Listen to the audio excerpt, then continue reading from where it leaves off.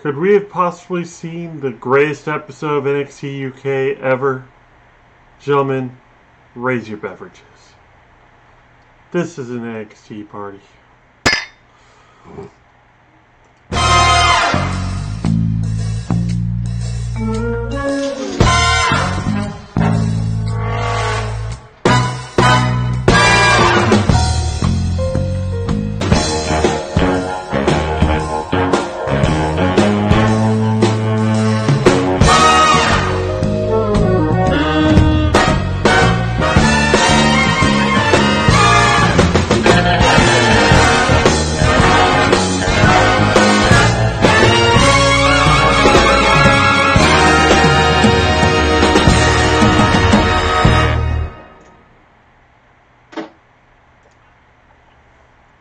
Welcome everybody to the NXT party for episode number 72 of NXT UK. I'm your host, the Rated R reviewer, Stefan Osborne, joined as always by the gentleman, Jerry Slaughter. Good morning, wrestling fans. If I can fix all this shit up here. There we go. Yeah. I think we're good. Joining us this morning, we've got the Griff from Mark's Reviews, Mark Griffith. How's it going, Mark? What's up, guys? Glad to be back. Great show. We'll get into it. So. Yeah, no kidding. Tonight's show was great. And we've had shows before where we're like, oh, is this the best show of NXT UK we've ever seen? And up until that point, it was probably true. But even the best shows that they've put on have had one match or a segment or something in it that was like, meh. Yeah. And it's usually the women's segment. I'm sorry to say it, but it's true. Their women's division is not near what NXT's women's division is, but that's a whole different topic. In this case, we start off the show with the women's match, and it's Toni Storm versus Killer Kelly, and you would think this is where the start of a bad show happens. Yeah, especially since the first thing you see is Toni Storm. Yeah, but this was a good match. Not great, but it was really good, and it actually made Toni Storm and Killer Kelly both look good, brief as it was. But, you know, Toni Storm, she's the babyface. She's going to pull it off in the end. It was also her first match back. But this also sets up some aftermatch that makes this even better. Mm-hmm. Care to explain, Mark? Yeah, I was looking about them. There was great aggression from both. Sometimes she hit the Storm Zero, and that was pretty much finished. But I love the promo that she started to have. But, of course, Kaylee Ray, she came out and she attacked Toni Storm, and then that led Piper Niven to come in there and, rush off Kaylee Ray. And but then Storm kind of acts like she was bothered by it a little bit, and she yelled at her once she got the message that she didn't need Piper to come in and so I don't know if they're heel turn or what they plan on doing with it, but she wanted no parts and in no way any type of help from Piper whatsoever. I don't think this is necessarily a heel turn per se. It's more like a way to get somebody to have a personal reason to fight the other when it comes down to probably these two in a number one contenders match. Mm-hmm. Give it a little extra layer of depth. Would I like to see Toni Storm turn heel? Sure. Anything's better than what we got. But what about you, Jerry? You want to see a Toni Storm heel turn here? I don't want to see Toni Storm in general. In general. But my campaign right now is simple. Give Killer Kelly a fucking win. She's got this bomb-ass music, an awesome entrance. And yes, she does. She has not won one match in NXT UK. Not one. This is true. Yeah, her music's awesome. Her music's awesome. Her entrance is great. She's got this intensity to her. Still needs a little more work in the ring, I'm guessing. But even then, she... I was going to let you finish, but we've got a newcomer to the chat room, the People's WWE channel. It says, I want to be in a video. And yes, this is Mark's Reviews right here up on the screen. That's how you get on a video. You say you want to be on a video, give us your Skype info, watch the show next week, and we will put you on Skype, and you can help us review next week's episode of NXT UK. That's episode 73. If you would like to find us, any of you guys out there, whether you're watching live or if you're watching on demand, you can find us on social media. We'll give you all that information at the end of the show. But if you just want to leave somehow for us to get a hold of you, do it down in the comments right now. If you want to do the show, let's say in 2 weeks after we get the People's WWE channel on the Storm. He says, you are a jabroni. Why wouldn't you want to see Toni Storm? She's mega hot. Oh, I don't disagree. She's hot. I don't know about mega hot, but she's hot. Like, yeah, I'd date Toni Storm. Yeah. Because she's hot. I don't know about her personality, but I know she's hot. But I don't want to see her wrestle because I'm not a fan of her character, and I'm not a huge fan of her in the ring, per se, in general. But you are welcome to come on the show and argue that point. Holiday says, yes, people, WWE channel, it is. Okay. So, this is setting up Piper Niven and Toni Storm. It also further kills Killer Kelly. But I've got some notes here. Just the end of the match. Yeah, really. Kelly runs into a Storm super kick, which was really just subpar kick. Subpar kick is what he called it, because she didn't even step into it. She was just in the corner and then raised her leg. So she more like ran right smack into it. She put a lot of her ass into it. German suplex, Storm Zero, pinfall, and then Kaylee Ray comes out, attacks her, and then Piper Niven comes out and saves her, and then she smacks Piper Niven's hand away when she tries to help her up, and says, I don't need help. Yeah, they further this up. We catch her backstage here in a moment, and Toni Storm is telling off Piper Niven again. Piper's like, what's your problem, bitch? And she's like, I don't need your help, bitch. Something like that. But before that, we get an interview with Mark Andrews and Flash Morgan Webster. Now, this is a continuing tag team storyline where we've got them, and we've also got the Grizzled Young Veterans who had a tag team match together, and it looked like the kind of thing that would be like a #1 contenders match, maybe. And it got thrown out because both Gallus's Eichner and Bartel Gallus's Wolfgang and Mark Coffey and Eichner Bartel of Imperium came to the ring and did a bunch of disqualification stuff on either team. They pretty much got thrown into a no contest. Everybody got attacked. So at this point, we think it's going to be a fatal 4-way match. We're going to have all 4 teams, and maybe there will be a ladder. Maybe the titles will be hanging from the above the ring. Maybe not. Maybe it'll just be a traditional fatal 4-way. Maybe it'll be elimination. Who the fuck knows? This is what we're seeing at this point. But we will get to that. Next match is Wild Boar Mike Kitchman, Primate Jay Melrose, collectively The Hunt, versus a new team in town from the good old U.S., the Outliers. This is like, to me, like an Aldi version of Hall and Nash. Trademark Outsiders.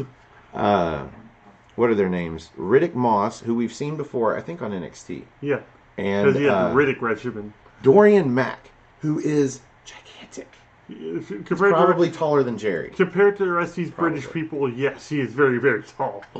Tall and big. These guys look great. I'm sitting here like, I'm pretty sure this is a tag team that's going to debut with a win against The Hunt. Like, I'd be surprised if The Hunt wins. Surprise, surprise, The Hunt did win. But not because of lack of what looks like size. But, yeah, they are just arrogance. Too much arrogance out of these two. Show-offs. They do one power move and then just stand there yelling at the crowd or at their opponent for like 30, 45 seconons. And then make a tag for no reason. From what I gather, they're both former NFL stars, or guys that decided it's like they're gonna make the transition from the gridiron to the square circle, and they feel like they're already superior in that way. But to me, you're not going to debut these guys in NXT UK coming from America. Like, they can be in the Performance Center for a while. Like, you're not going to debut them if they only know what we just saw in the ring. Because mostly what we saw were a couple of power moves and then them just boasting to the crowd about them being powerful. Yeah. And then, again, with the arrogance, and they lose sight of the match and they end up fucking losing. I've got notes here. What do you think about this match, Mark? I love the match, actually. I was really intrigued on that. Small and but I will say Primate. I don't know if you put it and that had his jaw wire, and the doctor said he wasn't going to wrestle again back in 4 months. I will say that Moss played the crowd real well. There was a point where he was clobbering him with in the middle of the ring with some hammer fists, and he played to the crowd, and he was like, all you got to do is tag, little man. And when I seen him and seen how big he was, I was like, man, Vince would love this dude. Like, seriously, if he watched NXT UK, which I don't think he does, if he did watch it last night and seen Dorian Mack on the television screen, there's no way that he's not going to try to get him to the main roster at some point. I think that as a tag team, they look great. And overall, I thought the match was really good. I think Primate is a standout compared to Dorian Mack, even though he does have a good physique. Primate, he kind of looks like he could be maybe like the Shawn Michaels of the team, or the Billy Gunn of the team, or the Bret Hart of the team. I really feel like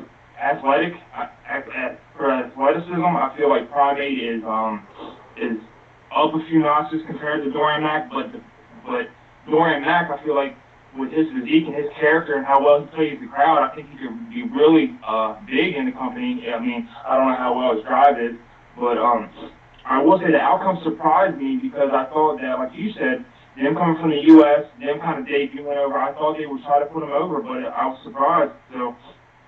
So the People's WWE channel says Dorian Mack is from the UK. So I don't know what they were playing at because there were times where you could hear them yelling over what was little crowd reaction, talking about, them being from America. Yeah. Like they said the word either USA or America or something. I can't remember exactly what they said. I should have written it down, but oh well. Mm-hmm. At least one of them is. At least what's his name? The other guy that lost. Riddick Moss. There you go, Riddick Moss. At least he was from the US. Yeah. Yep. But yeah, I agree about Mac. He looks to be like reminiscent of like Nathan Jones. Mm-hmm. Just exactly. A big dude. All right, next match. Oh well, no, let me go through my notes here because there was a couple of things worth mentioning. Mac with a chokeslam backbreaker that I think he hit it wrong.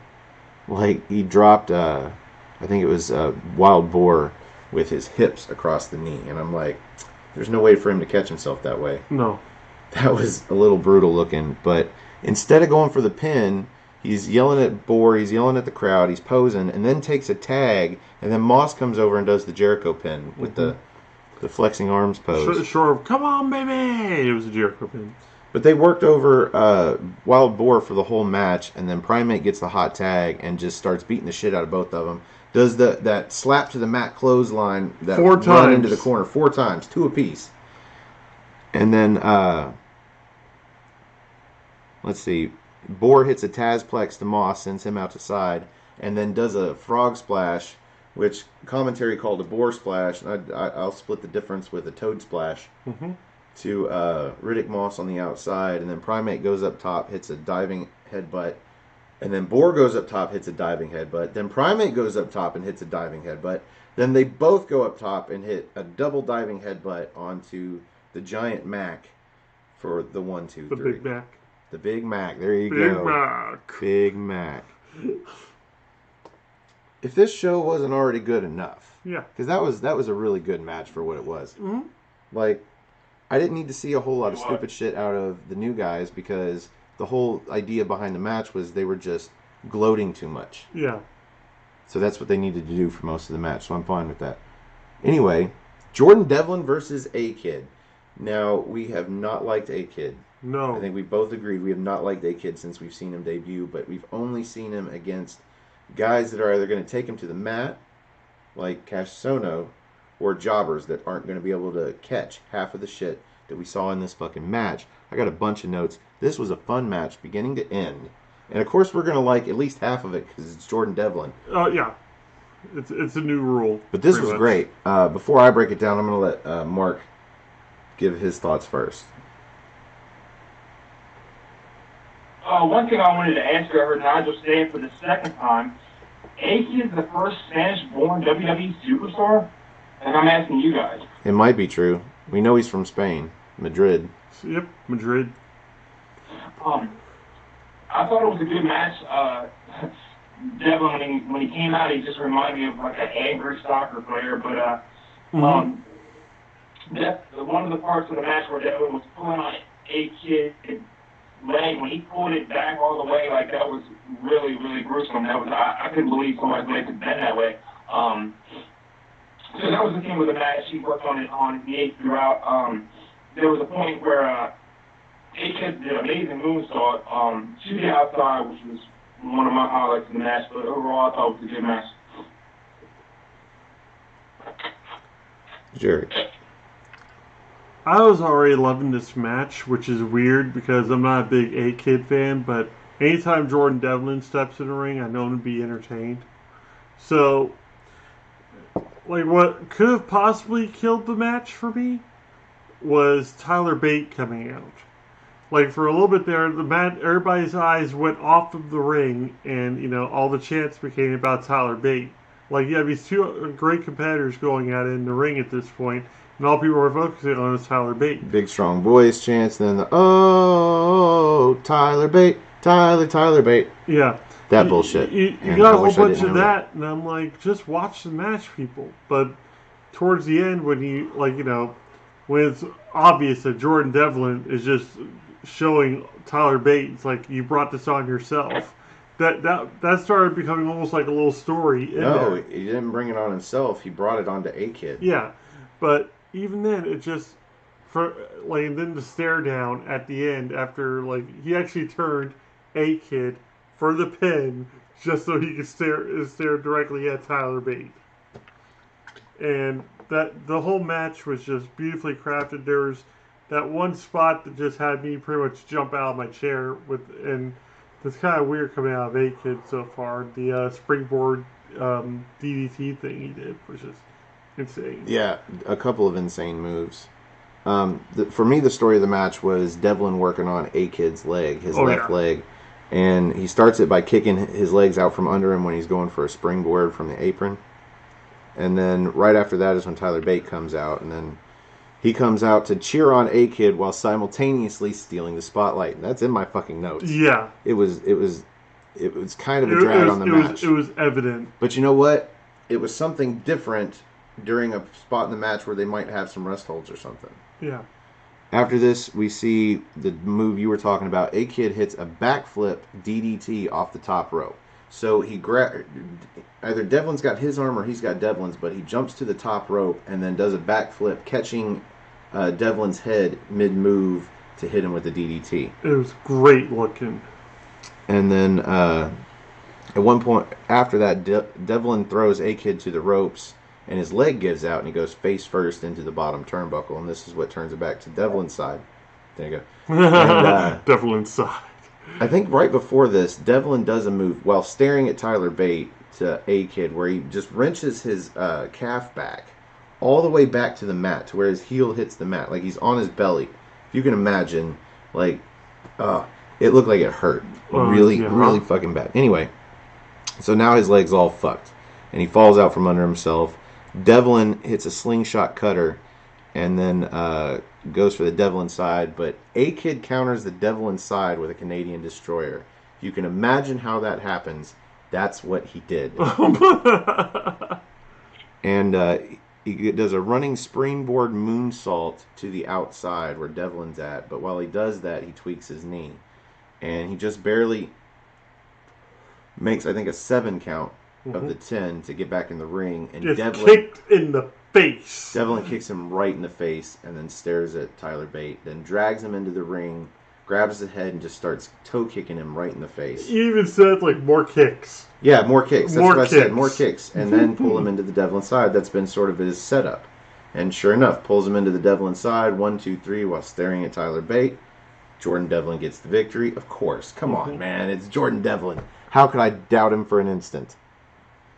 I don't think there was any spot in here where I thought maybe he would have gotten a really close near fall, like off of the DDT. 2 3/4, yeah. Maybe. Or maybe even off the Canadian Destroyer, but he didn't get a pinfall attempt off of either. This was pretty much, it's like, you trying to embarrass me on NXT television? So next we get a selfie promo backstage with Jenny and Jazzy Gabbert, and Jenny says, yes, Piper Niven beat me, but it's because Jazzy Gabbert got sent to the back, and that's like disrespect, and blah, blah, blah, and whatever. And she just says, just for all of the people wondering, which nobody was, everything is fine with her and Jazzy Gabbert. And Jazzy leans on her arm and says, everything is fine. And then Jenny's like brushing like her filth off of her arm. So maybe everything's not fine because nobody really asked. That's usually my gauge of a liar is when they start answering questions you didn't even ask. So. I don't understand why this was even a thing, unless you're trying to show dissension between Jenny and Jazzy at this point. Or just little ways to remind us they exist in between shows that they're actually on. It brings us to the last match of the night. Notice I didn't say the main event. We've got Travis Banks versus Ligero versus Joseph Connors. Triple threat match, which means there are no rules. You can't get disqualified. You can't get counted out. There is only a winner. Mm-hmm. And in this case, thank God. Oh, this was a crowning moment for NXT for us. Joseph Connors getting the victory.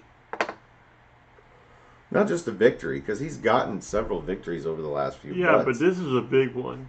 There you go. The big victory. Mm-hmm. And since it is the last match, we'll treat it like the main event. I'm going to let you go first, Mark. What were your thoughts?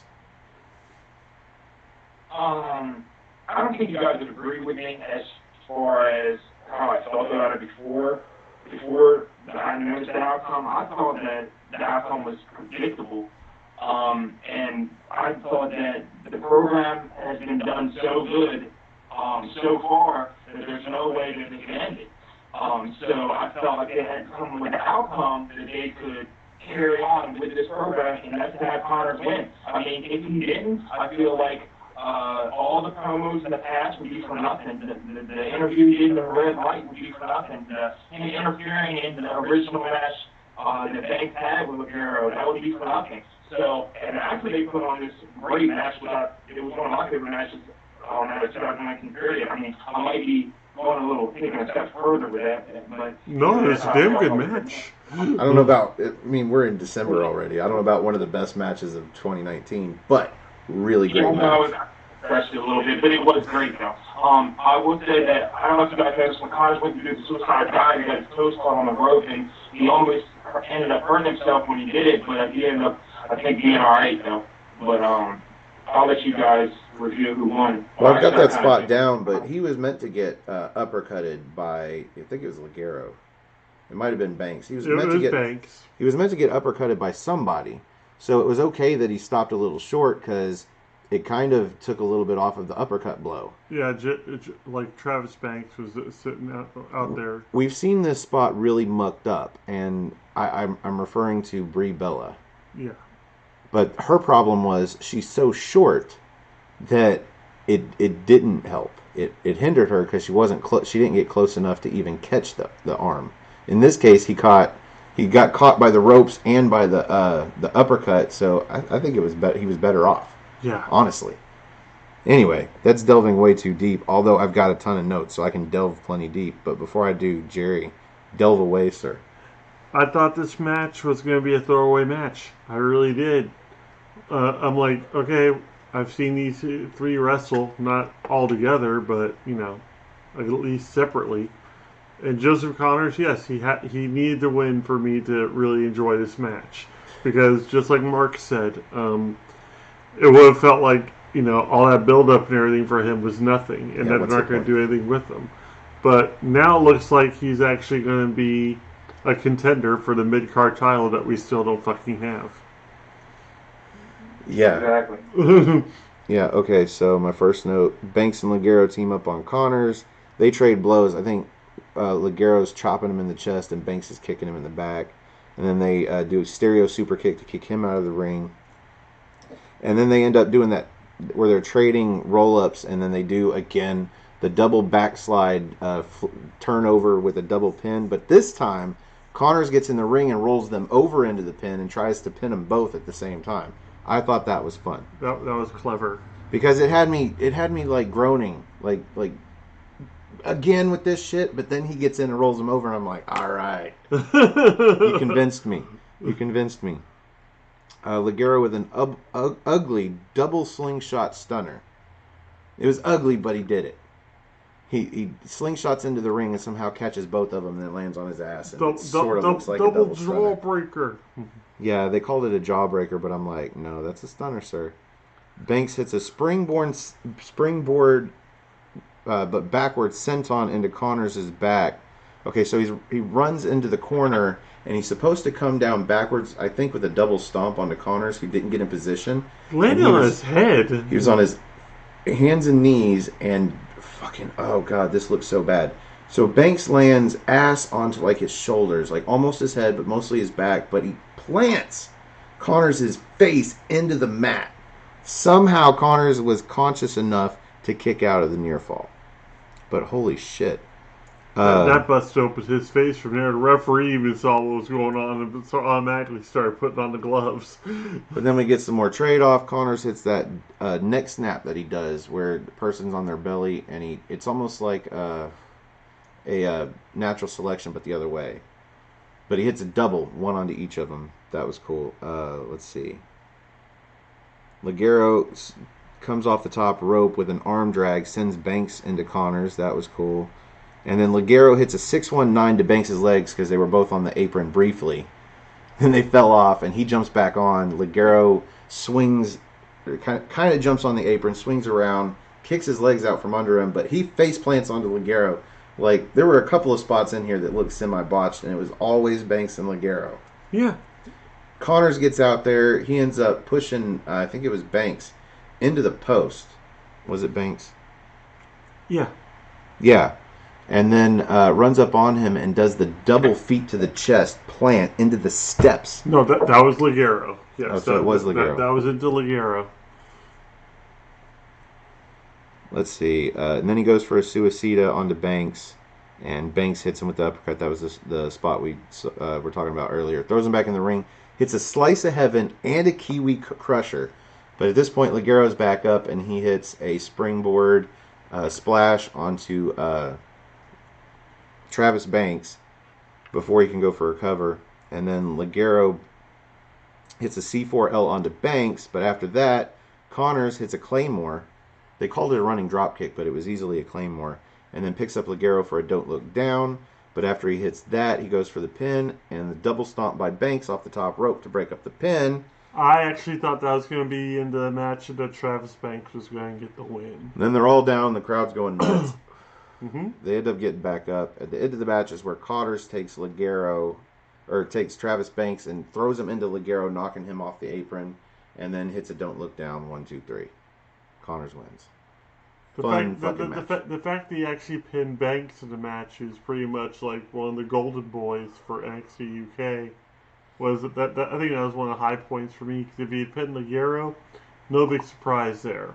But him getting the pinfall on Travis Banks, that was a little different. Well, this was great. I was worried about there being slow spots because of what we've seen between Ligero and Travis Banks before, but the only slow spot was where they ended up going into that roll where Connors did the roll trying to get a double pin, and that was great, so I forgive it.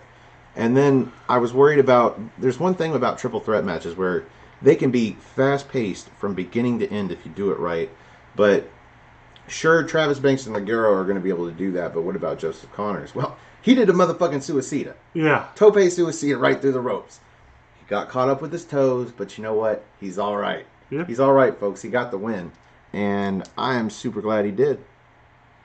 And right before we get to the main event, we get one other selfie promo tonight. So this is becoming a thing, I guess, at NXT UK. Cassius Ohno talking about Tyler Bate and how, yeah, he lost to him, but that's because Tyler Bate got into his head, and it's distracted him from doing what he was supposed to do when he came over to NXT UK, and that was be the best British wrestler and show all these other British wrestlers how it's done. And he is going to put the knockout artist behind him, and he is going to be the wrestling genius. And I've got specifically, he says, no more rolling elbows, shadow boots, or cyclone kicks. Instead, we're going to see gravets, cravats, cording holds, Cornish hype, and of course the Cassius clutch. Mm-hmm. It's pretty much everything he said. Yeah, well, that was everything he said. Awesome. Yeah. That brings us to the main event. We've got Johnny Saint and Sid Scala coming to the ring. This is going to be like a summit or some shit. And I expected to see all of Imperium and all of Gallus, but instead, they call out Joe Coffey and Walter. Yep, that's it. Just the leaders. So I guess this is like, what is it going to take for there to be peace between Gallus and Imperium? And in this case, we have a few demands. What are the demands, Jerry? Joe Coffey wants a shot at the WWE United Kingdom Championship, and Walter throws in a couple stipulations to make this happen. So we have to. He says that Mark and Wolfgang have to put up the tag belts against Eichner and Bartel. And Joe says very quickly, absolutely. I know my soldiers. They're going to do this. Yeah, he's like that's my clan, that's my family. But Walter wasn't done. Walter was not done. No, he also said that he needed to convince Dragunov to take on a match with Alexander Wolf, no disqualification. And naturally, Joe's like, I can't do that. I can't make the dude's mind up. And sure enough, out comes Dragunov. Yep. Looking confused as fuck on why they're even talking about him. Yeah, why does my name come up? But he tells him, he says, make the agreement. Yep. He don't care. Of course he wants Wolf because he battled him last time and he might have gotten the victory, except that they came out and distracted him and the ref, and he ended up losing. So yeah, I'm sure he wants an opportunity to get the victory, the W. Yep. For Walter. Anyway. So, at NXT UK TakeOver Blackpool 2, we are going to get Joe Coffey versus Walter for the the WWE UK Championship. But before that, next week, we are going to get the tag team titles defended by Gallus' Mark Coffey and Wolfgang versus Fabian Eichner and Marcel Bartel of Imperium. Mark, do we think they're going to get the victory on this one, or do you think they're going to prolong this a little bit? I think victory, which match?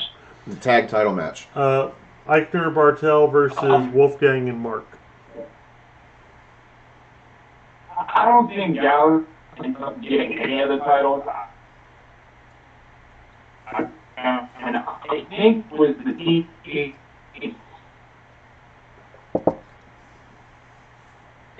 in the system where they come out and he had kind of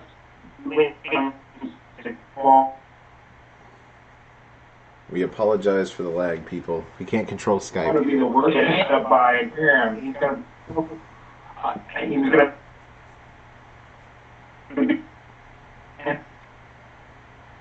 Ultimately, it's going to be with Imperium. I think that's all. I think he's going to end up turning his back on at low. I think Dragunov's going to end up being with a Griff, but that's just my call. I couldn't agree more.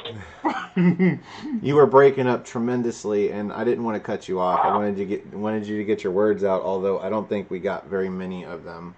But hopefully we can save some of your bandwidth for the rating of the main event, which I think we're going to go ahead and rate this segment as opposed to the final match, because this was the main event. This had even in that segment, that triple threat the triple threat's going to weigh heavily into the scoring. Anyway. Well, the rest of the show is anyway. Oh yeah.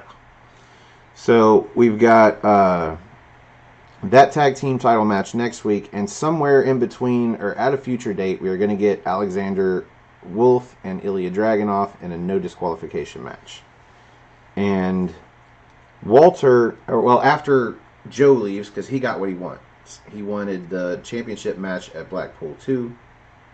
He leaves, and Walter calls out Ilya and says that he just made a big mistake, and Ilya starts walking to the ring like, well, what are you going to do about it? And Alexander Wolf is underneath the ring. Mm-hmm. He reaches out and grabs him, and then Eichner and Bartel jump the barrier, and they attack him.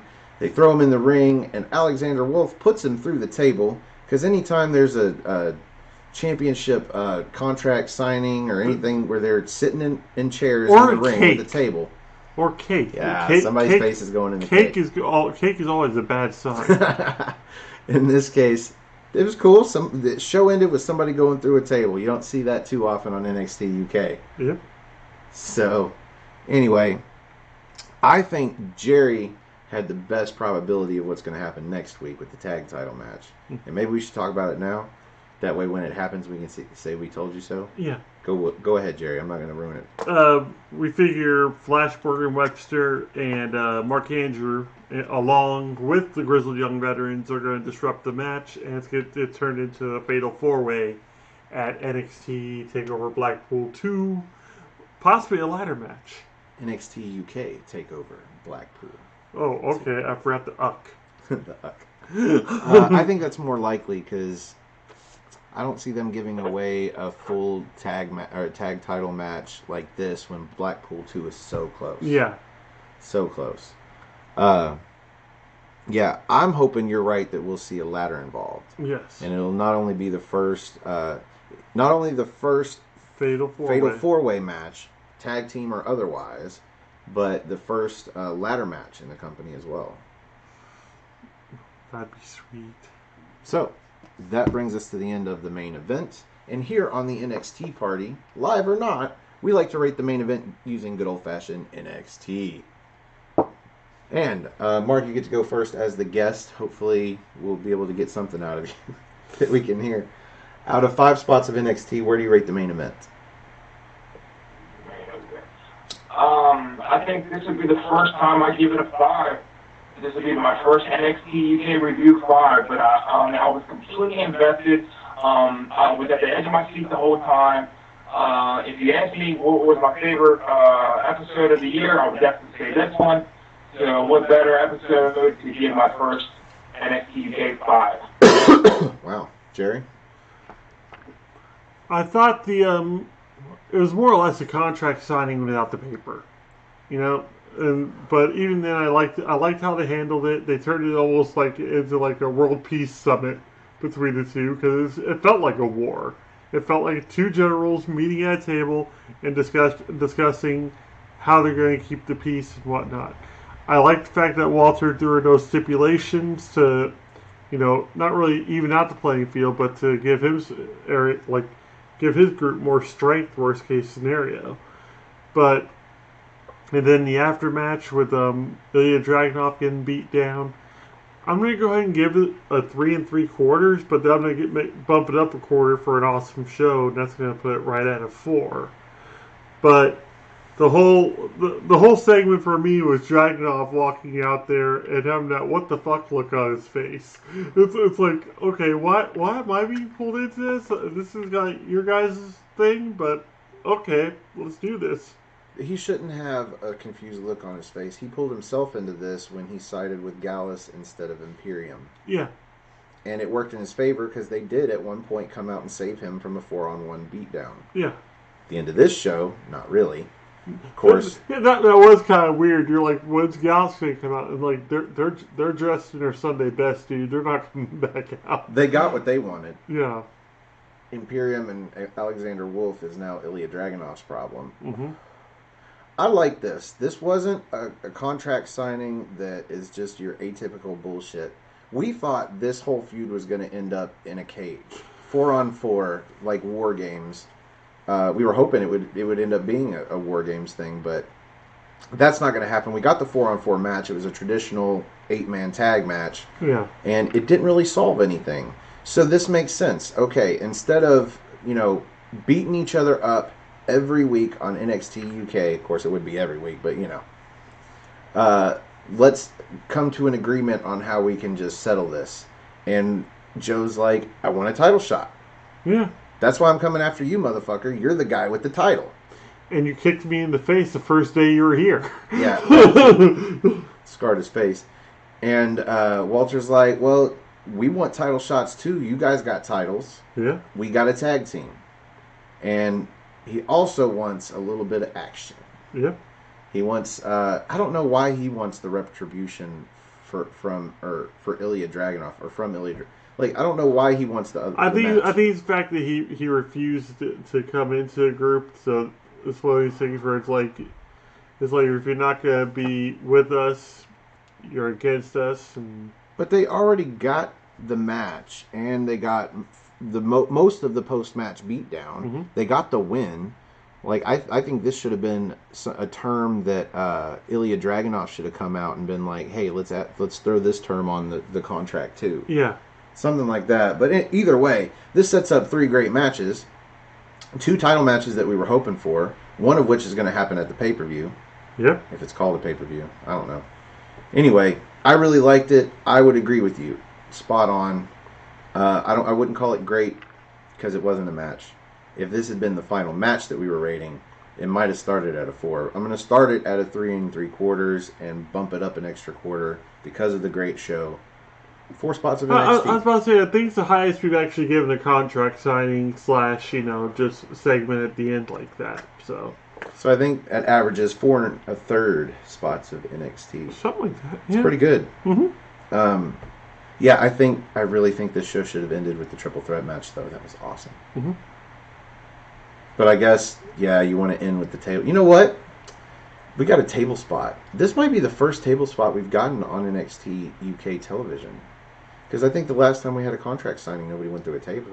Well, I was going to say, Pete Dunne and Joe Coffey didn't use the table. Dunne just ended up snapping his fingers and telling him he talked too much. You know what? I'm going to give an extra quarter off of the table spot. I'm going to give it 4 1/4. There you go. 4 1/4 spots at NXT. So that brings us to the end of this episode of NXT. Thank you for joining us. Thank you for joining us, Mark. Again, always with the notes. Thank God we got somebody that can be on every week. Yeah. We're not popular enough, folks. You got to help us out. Share us on Facebook and Twitter and all of that jazz. And this guy, what's his name? The People's WWE channel. Let's get you on a future episode, sir. Leave us some information in the comments or find the plugs that we're about to drop. But first, Mark, where can we find you? You can find me on Mark's Reviews on YouTube, Mark Griff on Facebook, Ashley Reynolds on Facebook. Subscribe.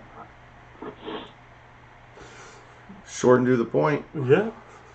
You can find me on Twitter. Go to nodq.com/Stefan. That's STEFAN. Or if you just want to look me up on Twitter, it's at Stefan R. Osborne, OSBORNE. As always, the R stands for restricted. You can also find the gentleman on Twitter At General_JSJ, and also my Facebook group Armbar, all capital ARMBAR, exclamation point. We'll eventually get control of the lag, but yeah, memes, discussions, whatever. We just talk about wrestling. If you're not active, don't be in the group, and if you try to add us on Facebook just as friends, it's not going to work either. Yeah, he'll boot you from the group too. I've seen it happen, folks. I've seen it happen. You can also find me on Instagram now at osborne.stefan, where I have no content, just a profile picture, but I promise I won't gunk up your news feed. Mm-hmm. And find me on Patreon too if you want to contribute to the channel, if you can. That's Stefan R. Osborne, just like my Twitter handle. And if you can't contribute, but you have a little bit of time, let's say 30 seconds to a minute now, click that share button and share us with your friends on Facebook and Twitter and whatnot. If they like watching wrestling, they might like watching us bullshit about wrestling. Mm-hmm. But if you want to help us directly, you can click the like button if you like the video. If you like all of our videos, click the subscribe button. We'd like to make it to 1,000 subscribers someday and be monetized. That would be cool. But it all depends on demand. Who wants to see us bullshit about NXT UK? Maybe you do, maybe your friends do. Share us down there. So that might have been 30 seconds, I don't know. Yeah. Something like that. And I think that is all of the plugs. Mm-hmm. So for the Griff, Mark Griffith. For the gentleman, Jerry Slaughter. I am the Wizard of No DQ, Stefan Osborne. Thank you for joining us and having a spot of NXT with us. And we will see you in NXT time.